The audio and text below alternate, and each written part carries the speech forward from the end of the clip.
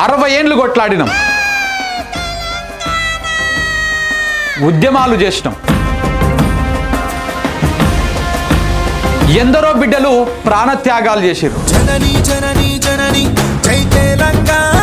Final గా తెలంగాణ రాష్ట్రాన్ని సాధించుకున్నాం.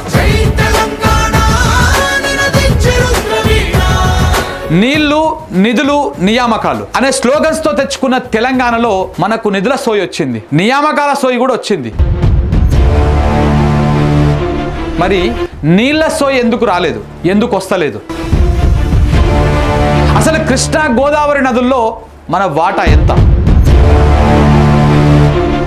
ఆ పంపకాల్లో తెలంగాణకు న్యాయం జరిగిందా?